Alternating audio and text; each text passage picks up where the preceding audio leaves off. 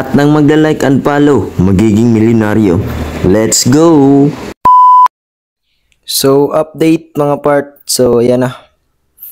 Nabaklas na natin yung kanyang gulong sa likod, yung swing arm, footrest, wrap likod, yung pipe. So, yung foot brake, nahirapan tayo sa swing arm kasi bumara na. Yan, bumara na dyan. So, buti na lang meron tayo nitong kilat.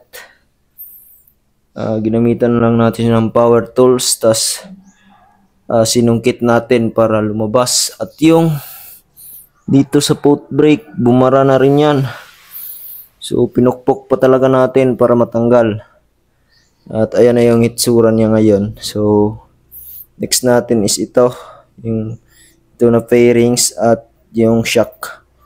Para matapos na natin to. So, yun mga part. Babaklasin ko muna yung natira. Para makapagsimula na tayo dito sa paint remover. So, yun, tatapusin ko muna. Update ko lang kayo mamaya mga part. Let's go. So, ito na yung update sa motor mga part. Tinanggalan na natin siya ng harness. At yan na yung natira. Pinatulo na natin yung kanyang gas na tira kasi gamitin natin yan para panglinis. At ito na. Ibababa na natin ang kanyang makina. So, yan.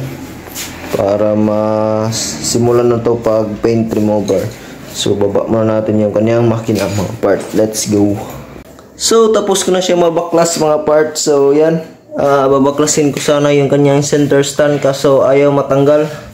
Ito ayaw matanggal. So tanungin ko muna yung owner kung payag ba siya, putulin na lang yan at bilhan niya ng bago kasi medyo bengkong yung kanyang center stand. Pero ayaw na niya, goods lang naman yan, pang daily lang naman niya to.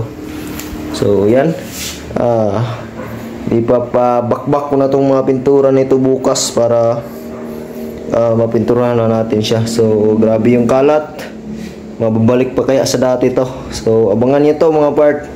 And dito ko lang din to tatapusin kasi medyo mataas na ating video. So abangan niyo na lang sa ating part 2 ng pagbibuild sa ating Smash 115. So yan, don't forget to like, share, subscribe in my YouTube channel and follow my Facebook page as usual, Boss Jacob. So yan, and follow also my TikTok page, Part Jacob Dai. So dito lang din tatapusin mga part at see you sa ating next upload. So let's go. So bago ko yung tapusin mga part, so may mapakilala muna ako sa inyo ng game. So ito ang PH Pasay. So click lang natin yan mga part.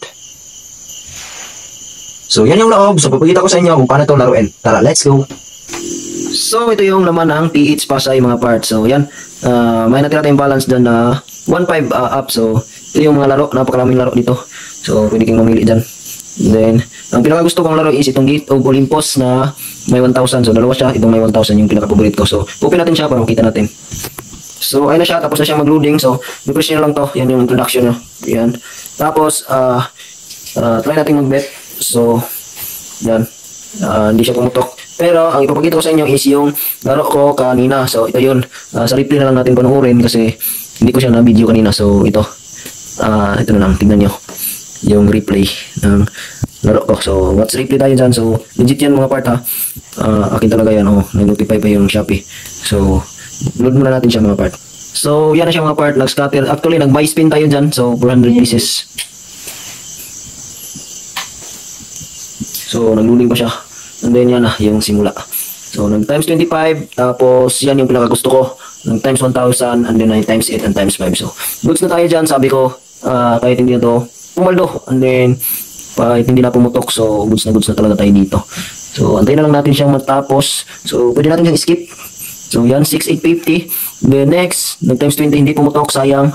Then yan, hindi pumutok yan siguro. So, yan. Ay, pumutok pala ng times 2, pero may total multiplier na tayo na 1,000 plus. So, kaya, panalo natin dun is 11T plus. So, yan siya. Then next, nag times 8 and times 50, sayang hindi pumutok. Ito pa, sayang yun, hindi pumutok. Then, yan, may isa pa yan, times 250, na hindi pa rin pumutok.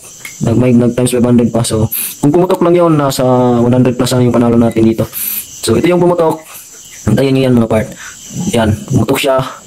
Kaso, yan yung pinakapaborito ko sa lahat. May times 500, times 10. Tapos, binigyan pa ng times 15. And then, may kulay yellow na pumutok. So, may bibigay pa yan last. So, yan, times 10 and then times 6. So, pumutok pa yung pula. So, dito na talaga tayo pumaldo. Nag-max win tayo dito mga part. So, yan siya. Oh, max win 42,100. So skip natin.